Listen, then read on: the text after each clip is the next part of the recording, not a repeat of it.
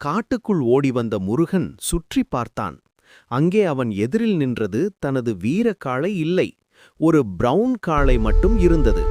அதை பார்த்தவுடன் முருகன் மிகவும் குழப்பமடைந்தான். அந்த நேரத்தில் அந்த பிரவுன் காளையின் ஓனர் அருகில் நின்று கொண்டு மெதுவாக சிரித்துக் கொண்டிருந்தான். அந்த சிரிப்பை பார்த்தவுடன் முருகனுக்கு திடீரென்று ஒரு விஷயம் நினைவுக்கு வந்தது. சில நாட்களுக்கு முன்பு கிராமத்தில் நடந்த காளை போட்டியில் இந்த பிரவுன் காளைதான் தனது வீரக்காளையிடம் தோல்வியடைந்தது. அந்த நேரத்தில் அதன் ஓனர் மிகவும் கோபமாக இருந்தான். அதை நினைத்த முருகனுக்கு உடனே ஒரு சந்தேகம் வந்தது. என் வீரக்காளை காணாமல் போனதுக்கும் இவனுக்கும் ஏதாவது சம்பந்தம் இருக்குமோ என்று அவன் உள்ளுக்குள் யோசிக்க ஆரம்பித்தான். ஆனால் முருகனுக்கு இன்னும் தெரியாத ஒரு உண்மை இருந்தது.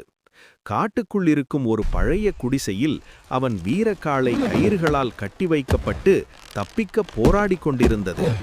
முருகன் உண்மையை கண்டுபிடிப்பானா? வீரக்காளை தப்பித்து வெளியே வருமா? அடுத்து என்ன நடக்கும் தெரிந்து கொள்ள சப்ஸ்கிரைப் செய்யுங்கள், லைக் பண்ணுங்கள், காமெண்ட் பண்ணுங்கள்.